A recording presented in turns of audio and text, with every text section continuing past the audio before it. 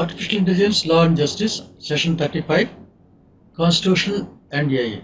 This session will deal on AI and the Constitution, Part 1. The next session will also be on the same topic. So let us do a quick recap of what we saw in the last session. In the last session, we looked at how AI is impacting legal education, and we also looked at AI's impact on legal education is the long-term one. And then we need to address the issues in AI and sustainability as part of the issues that need to be figured in when we discuss AI and legal education. Further, we also pointed out that there could be contradictions between certain AI and sustainability versus AI in legal education, and then we need to identify how we can reconcile both. And we also looked into how AI can result in exacerbating current inequalities in access to legal education, how this should be tackled upon. In this session, we move to an equally important and challenging topic, a topic that is of much more importance and relevance in the current global political economic context, that is constitutional law, AI and constitutional law. To understand, we will need to start with some recap of the fundamentals. First of all, constitutional law and power, we know that an ability of the actor to direct behavior of another actor is called power. But the constitution as well as the rule of law principle does not give anyone unbridled power for it. And then historically there has been a struggle over the power regulation or how to regulate the power of different institutions, different sections of the society, and then different ways the institutions can manage themselves or whether an extra hand is needed to discipline them. These are some of the things which are part and parcel of the constitution scheme of things. To give an example, constitutional law itself evolved over the period of years, in fact centuries, to so that the stable democratic formation can happen on the basis of rule of law. At the same time, this power limitation also ensured that among the four, or whether it is judiciary or press or legislature, there is no overlap in the sense that they don't compete with each other regarding each other's domain. So from 17th century or even earlier, lot of limitations were brought in by popular movements and others to rein in the power structures. So the idea of individual rights rose at that time as a countermeasure to the unbridled power of the king and other institutions. So the constitutional norms guarantee stable and long-term equilibrium in a society. So that means that some of the norms are very rigid, like fundamental rights. Constitutions came up doing things, administrative structure of the society. At the same time, the constitutional equilibrium or the constitutional model is not something that is frozen in time. It evolves, it has to adapt itself, it has to learn, and then it has to move forward. So the constitutional norms themselves are not etched in stone. They are not certain things that are always be there forever. So societal developments can result in constitutional governments giving way to anarchy and chaos. And then societal developments can also result in authoritarian power usurping the constitutional power and then establishing the single party or a single person rule. To prevent certain things like this, constitutional scheme of things always envisages balancing and counterbalancing mechanisms. Historically, constitution has not been something that has impacted much in the technology as we can think of, but the scientific revolution led the way for enlightenment, and then it transitioned from man subject to man citizen, or human to human citizen. In the 20th century, the rights got expanded, or we could talk of the expanding circle of human rights for humans. We need not discuss about non-humans or other non-human living creatures for a moment. So, social rights, gender rights, workers' rights, rights of the third gender, these became part and parcel of that. In some countries, the scope of the rights also expanded to include even nature. And then the impact of industrial revolution had a stronger impact on many rights as well as responsibilities of government. In the third generation of rights come when second half of the 20th century we have the role of scientific developments, right to healthy environment, right to health, and many of these things come. But this also means that the third generation of rights also further consolidate and expand the scope of fundamental rights or fundamental human rights. They do not abrogate any right. But in the digital revolution is bringing up more and more important things. For example, very recently Supreme Court said digital access is a fundamental relation. Such a thinking would not have been even anticipated about 3 decades ago when digital revolution was in the offing. So what sort of changes the digital revolution will bring in constitutional scheme of things, constitutional rights, particularly fundamental rights is something which we need to be aware of, particularly when we talk of AI, law and justice. So the state's role in digital age is the first thing we need to look into. Constitutional balance of power within the community is very important. So the state has to act in such a way that within the constitutional scheme of things, it maintains the social equilibrium, law and order is being maintained, it acts as a dominant actor and ultimate power holder, but it also has to guarantee the fundamental rights and uphold the rule of law. So the state's role in digital age is going to be the same, but it is not going to change substantially in the sense that the fundamental principles will remain same. But as digital age throws up lots of new challenges and the new issues, the state's role also will undergo change. For example, state will have to take a either proactive role or a key role in handling digital media or regulating digital media or for that matter regulating cyberspace. So in the state when it does all these things, state also need to do how does it deal with new powerful actors. For example, in the digital age, the digital space or the cyberspace is not something that is controlled by the state. Whereas lot of other things are under the control of the state. For example, airspace is under the control of the state, but cyberspace is not. And cyberspace is open for all, but then it is not the state institutions that run them, that manage them or that govern them.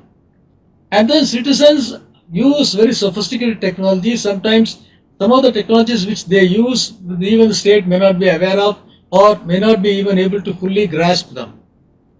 And then the new powerful actors are the ones who control cyberspace directly or indirectly, particularly the internet players, the ones who are in the digital market. They monitor individual digital lives. Now, this is a very serious fundamental issue, but if you really look at it, has the state been able to deal with these things rightly or not? It's a matter of dispute because state again has to mediate between different interests and different interests of the stakeholders, innovation versus fundamental rights in cyberspace. So as cyberspace has become a global space or a globalized cyberspace, there are a lot of new private actors who are not amenable to state's power or even jurisdiction of the courts. So the global nature of the virtual space also parallelly saw the emergence of 6 or 7 internet major companies who are playing a dominant role. So in one sense, the tech companies are playing a major role in molding and shaping our digital identities. And this is also resulting in mass surveillance and later technological developments which we have seen earlier. And then the impact is that people behavior can be influenced by technology and then technology also evolves used upon people's behavior. So state may not be the key actor in all these things. State may be a facilitator or at most state may be a bystander, but then state is not the key player in this. So what happens when the constitutional equilibrium can be upset due to prolonged and sustained surveillance by non-state actors, and then intelligence services use sophisticated systems that is of the state, but when non-state actors including private companies use very sophisticated surveillance systems, what exactly does that entail or does that mean? And if the constitutional equilibrium will be upset or will be undergoing a transformation on account of multiple forces like this, how the state should inform, how the state should balance or how the state should deal with them. So state will be monitoring citizens' behavior in the internet as part of the larger surveillance framework within the constitutional framework of states. But whether the state is able to really monitor how the corporates monitor individual behavior or how the corporates control their cyberspace is something that's a matter of dispute. So we need to look at how the constitutional rights are interpreted or restricted in the digital space, and more importantly, what are the challenges that go beyond state surveillance of fundamental rights, and then how does digital advancements impact fundamental human rights in the cyberspace age. Technology companies are now as peers to states. Probably one reason is that some of the GDPs of some countries are lesser than some of the annual revenues of some of the multinational companies, and then they influence globally citizens' lives on a global scale, irrespective of their jurisdictional nature. And the private corporations use digital technology instruments very on a regular basis, impacting our fundamental rights. And then they exercise their fundamental rights in the sense that they control our access to information, they control our communication, and then they also look what we are looking for, whether it is jobs, and then they also provide a wider platform for other societal actors, including civil society organizations, to organize themselves. So in many ways, they are functioning directly or indirectly interfaces with fundamental rights. Although we cannot directly say that they totally interfere with fundamental rights. So the evolution or the introduction of the new actors in this has raised something for the constitutional ecosystem, because we are seeing parallel actors with a parallel tendency to do a lot of surveillance, and they can subtly bring in or distort the constitutional equilibrium. Since the state is not the main dominant actor in the cyberspace, and then since the international law is yet to come to grips with the various aspects of digital space, cyberspace, and AI, there's a lot of gray areas, there are a lot of areas where there is a lot of uncertainty, and then lack of clarity prevails. Now, the state is the one that need to guarantee fundamental rights, but private sector is not obliged to guarantee fundamental rights. So the most modern constitutional law gave way to limit state power by empowering citizens as well as by empowering certain institutions. But then who will rein in the private players who are globally spread, who have got global influence? Can individual states do that on their own, or should states' power should be extended to the private players also as a de facto, if not a de jure phenomena? So what are their individual and their legal obligations towards fundamental rights? And these are some of the issues that the global society is trying to grips with. So the emergence of individual rights, this and all we have seen, and then the constitutional norms also we have seen. We have also seen that it works both ways, that internet communication can be protected under freedom of expression, but the internet communication can also be used to misuse freedom of expression to create havoc, to spread misinformation and all. So do we need really new instruments to deal with them, or are the current frameworks sufficient enough to address the constitutional concerns? This is a big question. For example, just a few minutes ago we talked about access to internet as a fundamental right. So if internet is a fundamental right, and do we have a parallel analog rights valid? Whether the constitutional current norms are adequate enough to realize the access to internet as a fundamental right? If not, what are the new structures we would need? But there are a lot of new threats to the fundamental rights on account of the digital technology. One, even as it enhances digital fundamental rights, it also increases the risk to fundamental rights on account of the surveillance capacity of the state enabled by digital technologies, and the surveillance capacity of the non-state actors. This again institutes a whole lot of issues relating to cyber sovereignty, cyber security, and then how the cyberspace can be hacked. And then the other things are defamation, hate speech, disinformation, cyberbullying, child pornography, and then how they impact on individual dignity, fundamental rights, equality and non-discrimination, particularly children's rights, are very, very important issues. So the scale of the phenomena is totally unprecedented, because constitutions have come to grips with radio in the previous era, have come to grips with media right from the beginning. but not with internet on such a scale, that too on a global scale. And some of the routine practices like data collection, which also based on information can exchange, can be considered as violation of fundamental rights, as they affect freedom of information and association. More importantly, who monitors the transmission of information again is the very grey area. Because some states go for data localization principles, some states go for data flow with trust and other principles, whereas there are a lot of grey areas in the sense that some states do not de facto control data flow, but then they also control data flow under some circumstances where they see issues relating to law and order or national security. So the monitoring and data collection itself being an important issue in constitutional fundamental rights, it being an area of lots of unresolved issues, it's a matter of thing that constitutional lawyers will also need to be looked into. And then we talked about increased risk, the power imbalance, and then other things here. So it is also necessary that constitutional systems now think in terms of new principles, new safeguards, and then new mechanisms to protect individual rights in the era of cyberspace. But as we have seen, constitutional equilibrium is not a constant one. It could base, it can also go get fluctuation. It can come back to equilibrium principle. It can be back to a normal state. So the protection of the fundamental rights is something more important. But then some of the norms may need to be stretched to fit the new conditions and new context. For example, the fundamental rights scope may have to be expanded in the sense that fundamental right not to be defamed or fundamental right not to get the distorted personality being shown in the internet can become a new fundamental right.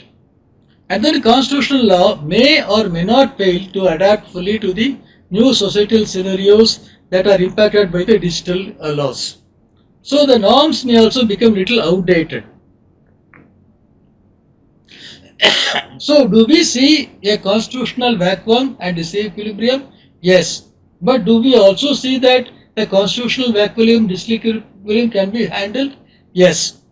So we need new ways to look into some of these things. Like, if there are going to be unbalanced outcomes within the global community or within the national community, how the state should deal with and protect fundamental constitutional values. And if the new norms that are being promoted or propagated are not matching with social reality or not the ones that are not matching with the fundamental constitutional values, how should that be dealt with? What are we talking of new norms? Some of the new norms that arise on account of misinformation, disinformation, and then some of the ones that promote certain very strange values or values that are not generally regarded as good for the human society. For example, promotion of extreme violence, promotion of hate speech, or promotion of violence against women. If they occur frequently in the digital space and if they become more like an accepted norm even in a minority of the society, then they possess a real threat to the constitutional scheme of things because they upset the constitutional equilibrium. So, we need to understand the constitutional principles and then the norms here. One of the ways is that we should see that constitutional scheme of things look like a homostatist, which is there in most of the thermostats as well as in the power vacuum the water heaters, where the system shuts off itself the power supply when the temperature goes beyond a limit, so that it does not get burst out or the system does not get damaged. Michael Polanyi came up with a double movement to understand how various societies or various economies deal with the changes in the market structure, individuals' rights, and then the societal dynamics, where he thought of a double movement, in the sense that double movement occurs when an economic pressure or an economic things get consolidated when they become too powerful. That too powerfulness itself results in a counterbalance or a counter movement that threatens the power equation of the recent one. So the counter movement becomes a double movement which operates against the one that launched the first one. So this sort of dialectical behavior where certain instruments or certain institutions or certain actors became too powerful. When they become too powerful, becoming too powerful itself launches a counterbalance or a counter movement to set the balance back to the equilibrium principle. But is that happening in the internet is something which we need to really look into.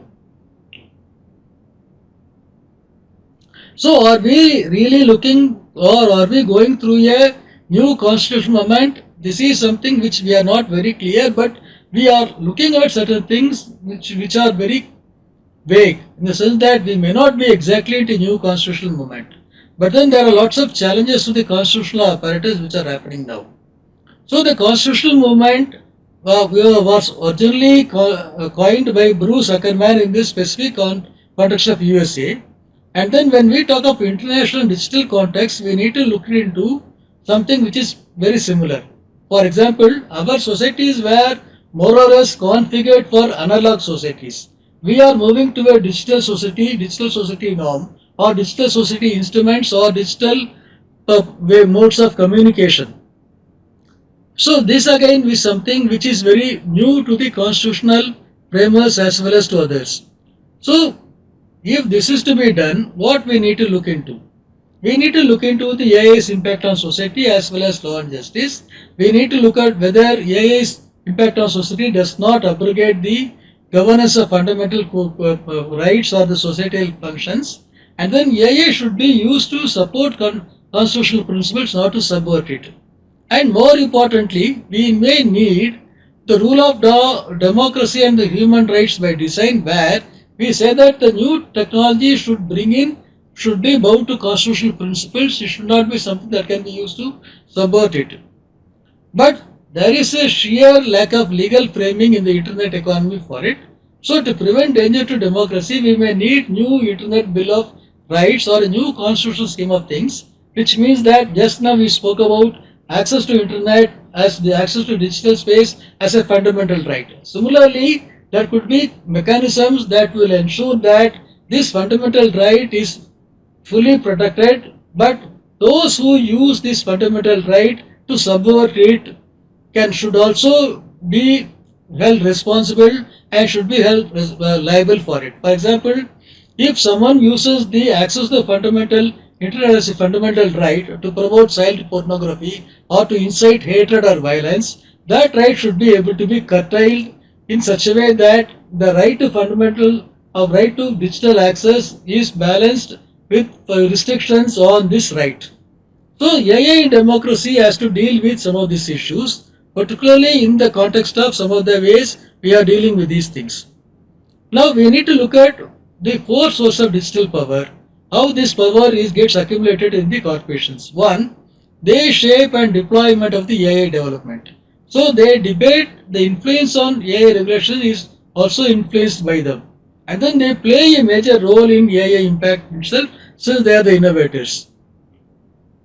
Since they have deep pockets, or since they have whole lot of resources, financial and other resources available to them, they can impact the financial influence in more than one way. So they can invest heavily in political and social figures to subvert, if not subtly influence society's norms and then behavior towards that. And then they can also have the capacity to acquire new ideas, fund new startups to promote these ideas in AI and other areas.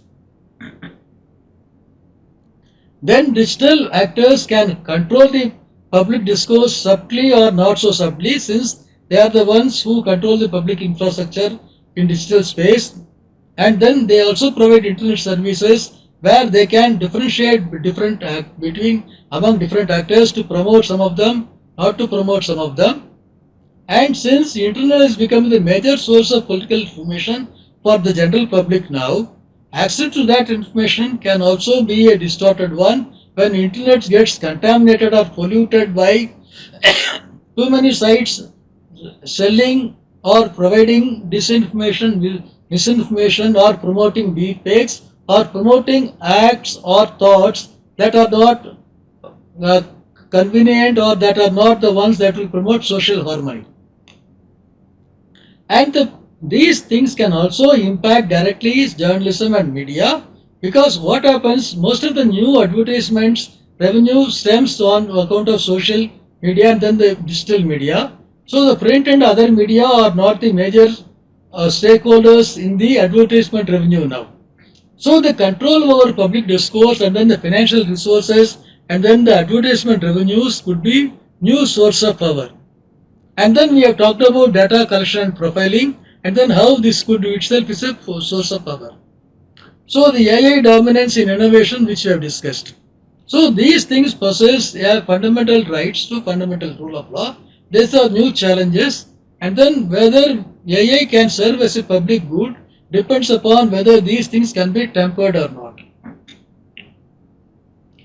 So risk taking in the internet age resulted in lawlessness, because in the internet age was not fully regulated in the first initial ages. Then the government stepped in, they brought in a lot of rules.